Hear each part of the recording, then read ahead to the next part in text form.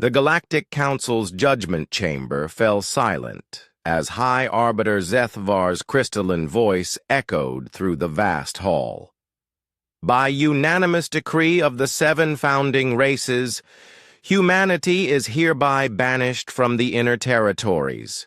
Your species has violated the sacred accords of non-interference. Admiral Sarah Chen stood motionless at the center of the chamber, her uniform bearing the scorch marks of recent battle. Around her, towering representatives from across the galaxy observed with a mixture of disgust and pity.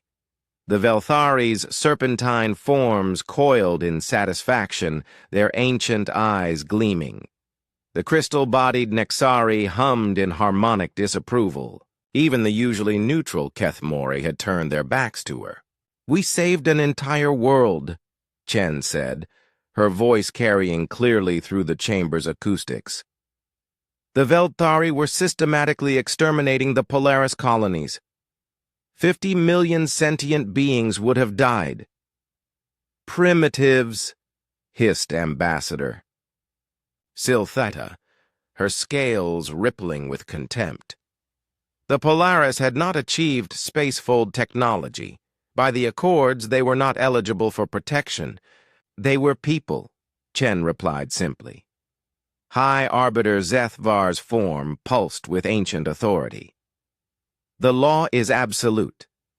Advanced civilizations do not interfere with lesser species.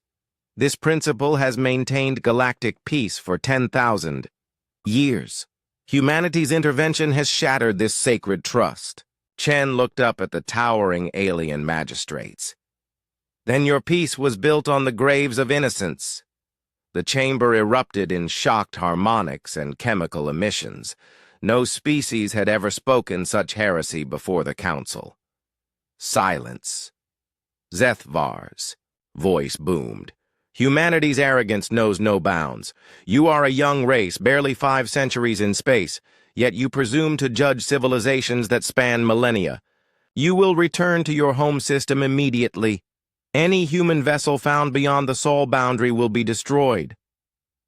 As the gavel-like sound of Zethvar's final judgment resonated through the chamber, Chen straightened her shoulders. "We understand the Council's position.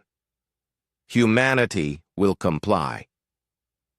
3 months later, the first reports reached the Galactic Council.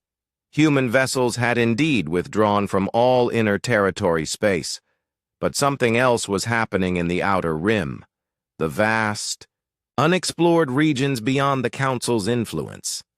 The Velthari were the first to investigate. Their sleek warships arrived at the former Polaris system, expecting to find dead worlds and scattered debris. Instead, they found something unprecedented: thriving colonies protected by massive orbital stations bearing human and Polaris insignias, side by side. "Impossible," breathed Commander Vorthak as his sensors detected the impossible energy signatures. "Those defense platforms, they're more advanced than our own." On the surface of New Polaris Prime, human engineers worked alongside the butterfly-winged aliens, sharing technology freely. The humans had done more than save the Polaris. They had uplifted them, teaching them human innovation while learning from Polaris biotechnology. Together, they had created something the galaxy had never seen: a true partnership between species of different technological levels. The reports flooding back to the Council grew more alarming by the day. Humanity wasn't simply hiding in exile. They were building something. The Zephyrian refugees, fleeing their dying homeworld, had been taken in by humans and given new colonies. The silicon-based Christek, considered too alien for Council membership, had found welcome among human space. The aquatic Merdai, whose water worlds were being strip-mined by Council corporations, discovered that humans had developed new techniques for oceanic preservation. Each species that joined the growing human alliance brought unique knowledge. The Polaris contributed their biotechnology. The Zephyrians shared their mastery of atmospheric engineering. The Christek offered their understanding of quantum mechanics. The Merdai taught sustainable resource extraction. High Arbiter Zethvar summoned an emergency session as the intelligence reports reached their peak. "They're calling it the Free Alliance," announced Intelligence Director Kalvesh, her tentacles writhing with anxiety. 37 species have joined so far, and the number grows daily. "Impossible," hissed Siltheta. "Lesser species cannot achieve such coordination." "They can, when humans teach them," Kalvesh replied grimly. "The humans aren't just uplifting them technologically, they're sharing something the Council never has: genuine partnership. No species dominates another. Decisions are made collectively."